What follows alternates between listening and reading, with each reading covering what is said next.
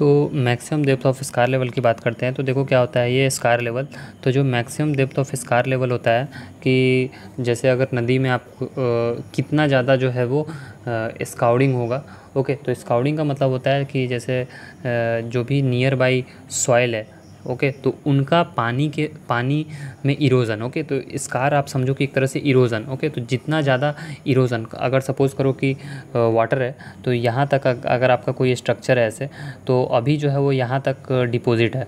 Okay, लेकिन अगर बहुत भयंकर वेव हाई और तो ये आपका हो सकता है कि जो स्कार लेवल यहाँ से जो आपका सॉइल है वो उठ के यहाँ तक आ गया। ओके, तो जो इतना आपका लेंथ था वो लेंथ तो बह गया, तो इसी को कहते हैं स्कार। ओके, तो उसी को हम लोग को डिटरमिन करना है कि जो मैक्सिमम लेवल है वो हमारा कितना हो सकता है। जैसे अगर ये हम कोई स्ट्रक्चर बनाएं और अगर हम सपोज़ करें कि यहाँ तक स्कारिंग हो रही है, ओके, मीन्स इरोजन हो रहा है, लेकिन बाद में कभी ऐसा है कि हमारा स्कारिंग यहाँ तक हो गया, तो उस वजह से क्या होगा कि इस पे जो लैटरल फोर्सेस पड़ रहे थे वो सभी बढ़ जाएंगे, जो यहाँ से हॉरिजॉन्टल फोर्सेस पड़ रहे थे वो सभी भी जो है वो बढ़ घट सकते हैं। तो इस वजह से हमें जो है वो maximum depth of scar level पता होना चाहिए, वरना इससे जो है वो हमारा आगे क्या हो सकता है कि स्ट्रक्चर फेल भी हो सकता है अगर हम इसका गलत कैलकुलेशन कर ले तो।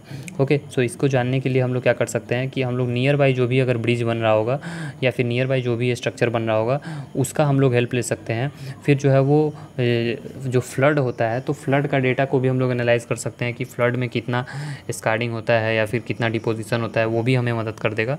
और कुछ अलाउंसेस हमें देने चाहिए जो कि डिज़ाइन फ्लड डिस्चार्ज है उसके रिगार्डिंग।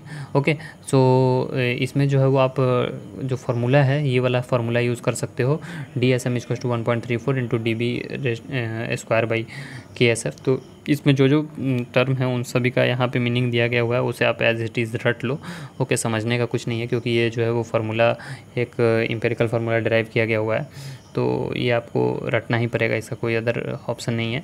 और इसमें जो है वो अगर आप देखो तो स्ट्रेट रीच है तो 1.27 DSM हो जाता है और मॉडरेट बेंड में जो है वो 1.5 DSM हो जाता है। सो आई होप कि आपको जो है वो maximum depth of scar level इसके बारे में कुछ समझ में आ गया होगा। आप इसका PDF जो है वो टेलीग्राम ग्रुप से डाउनलोड कर सकते हो।